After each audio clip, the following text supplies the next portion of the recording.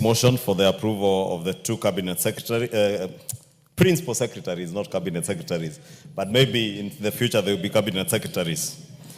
Mr. Cyril Wagunda Odede and Dr. Boniface Makoha, both of which the chair of the Finance Committee has very well elaborated how well they qualify for these positions, Honorable Speaker.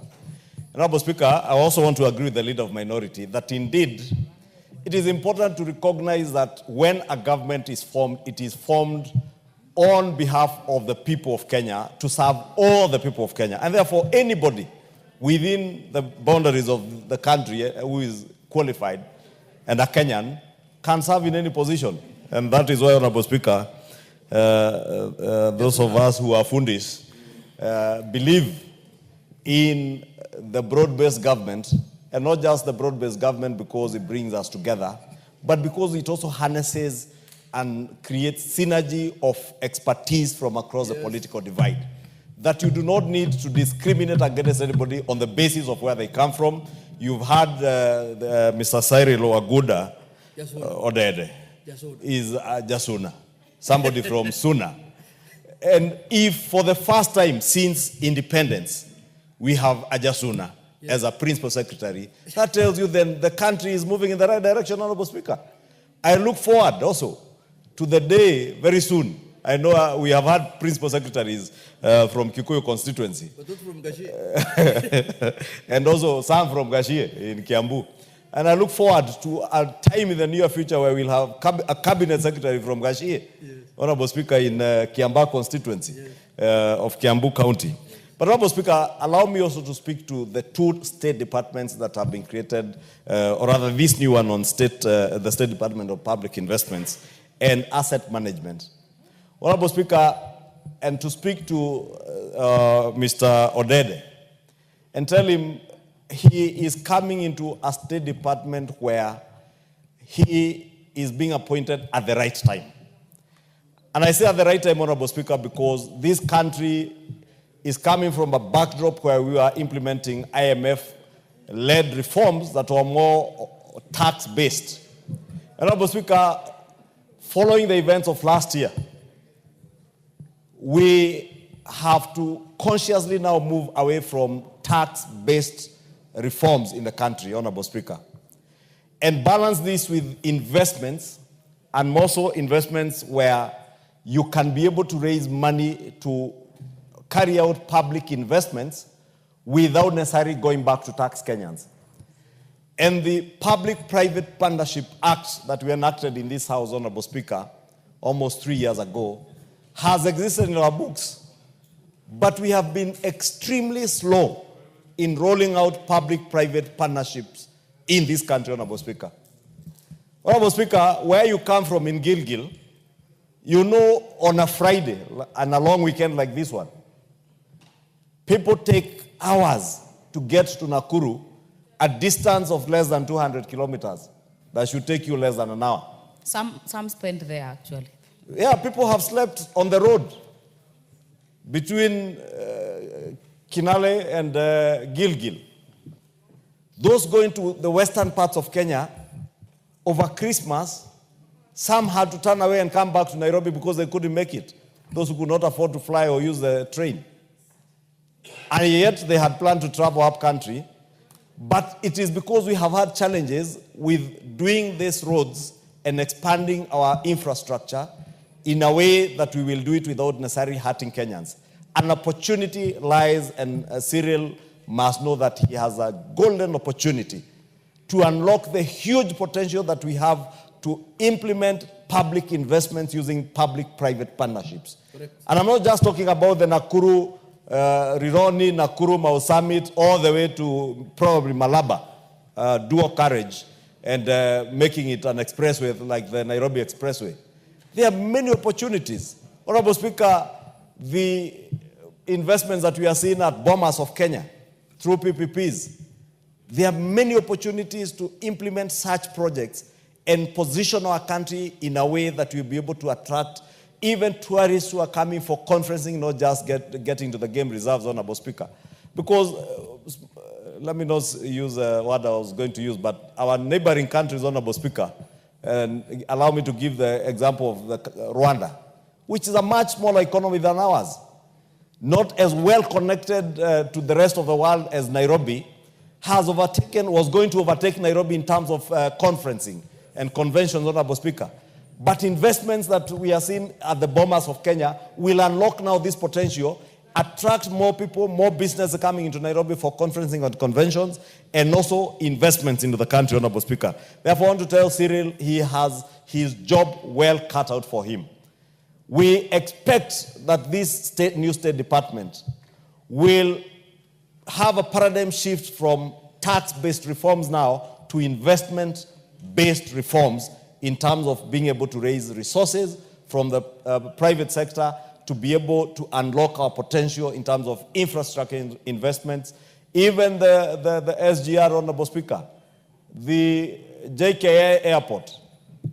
I know many people do not believe it, but JKIA remains an embarrassment to this country to a large extent. A huge embarrassment. It's a bus park.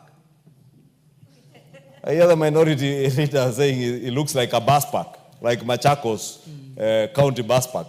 Not Machakos County, but the Machakos Country bus station in Nairobi. And I say it is an embarrassment, Honorable Speaker, because for those who have traveled out of this country, you have seen the level of investments in, even within our region, in international airports. Rwanda, Tanzania, countries that we are priding ourselves that we are ahead of them, have been overtaking us with public investments. I was shocked, Honorable Speaker, the last time I traveled to Istanbul. What used to be Atatürk Airport, I was told has been decommissioned, and they have built a brand new airport within a period of 2 years. Under PPP. Under PPP by a Turkish company. And I want to tell you, Honorable Speaker, it is possible even here to build brand new international airports, not just JKIA. It is possible to have an international airport in the Mara, to have tourists come from their home countries and fly direct into the Mara, or to Samburu County. I see the Honorable Asuda smiling broadly when she hears the Mara and Samburu, because she knows the potential that is there in Samburu, in the Mara, can be unlocked by us being able to take tourists directly there. But we will not be able to do this if we depend on taxes and raising taxes from Kenyans to be able to implement these public investments. But Cyril and the officers at the National Treasury who will now come into this new State Department have that opportunity to unlock that potential for us. I want to encourage him. Do not get into the National Treasury and get sucked into the ordinary National Treasury bureaucracy that we have seen over the years. Because there are people who have served in this PPP directorate over the years, but have not been able to implement a single PPP project. We have been speaking about privatization of our sugar companies, Honorable Speaker. This is the opportunity to unlock the huge potential in Western Kenya and other parts of Nyanza and the coast that are doing sugarcane farming using public-private partnerships and privatization of these companies. This is a work that is very well cut out for Mr. Cyril Wagunda Odede. For Boniface Makoha, in the State Department of Economic Planning, this is where NG-CDF that we are speaking about resides, in this State Department of Economic Planning. Honorable Speaker, I have seen a former Speaker of this House tweeting, saying that the NG-CDF is illegal. And let me read, Honorable Speaker, because, you know, some of these things are very shameful and embarrassing. And, you know, I would hate to spend time here to castigate a former Speaker, because you're also there, Madam Speaker, as a Speaker today. But when you say NG-CDF is a corrupt, illegal, and unconstitutional slush fund to unjustly enrich the MPs, their families and cronies, and should therefore be scrapped. Yet you have served in this House as a Speaker, presiding over 349 members of that House, and also strongly defended that fund. Well, you have served in this House, Honorable Speaker. But today, because you are annoyed, because we have just tabled and given notice of motion to appoint a member of Parliament of Mbere North as the Cabinet Secretary for Public Service. If you are annoyed with that, please spare the rest of the country your anger, spare the rest of the country your bile. If you sat here as a speaker for 10 years and justify the existence of NG-CDF, but simply because today you are not a cabinet secretary and your member of parliament has been promoted as a cabinet secretary, now you start taking your bile to the rest of the country and the rest of the house.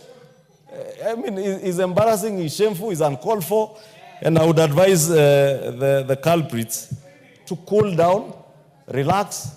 There is life beyond public service. Yes. The day any one of us is not a member of parliament here, or you are not in a position as a cabinet secretary or as a speaker, honorable speaker, or even as a chief, there is life beyond that. You can graze your goats, you can graze your cattle, you can rear your pigs like me. Yeah. Those who are doing poultry, like William Ruto, can also do poultry. And they will all be happy. Honorable Speaker, you do not have to be bitter with your son. You know, from one end of the mouth, you seem to be speaking for your son, who is, I think, 50 years old. From the other end of the mouth, you are so bitter with another son of yours from Mbere North who has been appointed as a cabinet secretary that you are now deriding the entire house and a system of NG-CDF that has worked for the last almost 25 years. Honorable Speaker, this affront against NG-CDF, Dr. Boniface Makoha must ensure that NG-CDF not only continues to exist, but is well resourced. Because NG-CDF is not for members of parliament. I can very well do my representation, my oversight, and my legislative work as a member of parliament without NG-CDF. But I know there are children in Kikuyu constituency where I come from who would not otherwise be in school today. Why not for NG-CDF? I know there are children from Kanyanjara Primary School when I was elected a member of parliament in 2013 who had mud-walled and timber classrooms in their schools that had no floors. Children in Kikuyu today pride themselves that they're in better public schools than academies, private academies, because of investments done by NG-CDF. And it is not because of their member of parliament. It is because NG-CDF, the act gave very clear guidelines as to how procurement is done, how projects are implemented, using an independent NG-CDF committee elected at the local level with representation, having project implementation committees at the local level. Honorable Speaker, how I wish, as we implement devolution, the last 10 years of devolution, Honorable Speaker, how I wish Kenyans would see the work of devolution as they see the work of NG-CDF at their localities, Honorable Speaker. How I wish that the County Governments Act was as elaborate as the NG-CDF Act is elaborate. And therefore, I want to encourage also Dr. Boniface Makoha to serve Kenyans with diligence, to look at the workings of NG-CDF and even see how we can further improve this NG-CDF and propose amendments for us to be able to legislate so that NG-CDF continues to serve the people of Kenya as it has served them over the past 20 years, Honorable Speaker. And with those many remarks, Honorable Speaker, I beg to support and wish Mr. Cyril Wagunda Odede and Dr. Boniface Makoha all the best in their service to the nation and go forth, serve the people. Very well. Dr. Oundo. Thank you, Honorable Speaker. Allow me to take this opportunity to sincerely congratulate the two gentlemen who have been appointed to serve in the two departments, the National Treasury. Honorable Speaker, let me also sincerely thank the Committee of Planning and National Finance and National Planning for having reviewed or vetted the nominees and approved for their appointment. Honorable Speaker, for the very first time, Honorable Speaker, and I want my minority leader to listen, let me also applaud the move to broaden the inclusion of all spheres of people in the government of today. Honorable Speaker, the election of 2022, very many of us were so apprehensive that we thought that Kenya belonged to only a few people, the rest of us were spectators. Yes, we might never have signed the shareholding agreement, but nevertheless we pay taxes, so we deserved to be considered for all that is there to be done. Honorable Speaker, it's also a big lesson to any incoming administration. At times, not all the political supporters, not all those that you hang around during campaigns have got the competence to allow you and enable you deliver on your mandate. I do believe that the President Ruto was really let down by his first cabinet and his first administration that led to the Gen Z riots because of poor decision making and poor advice. I just hope now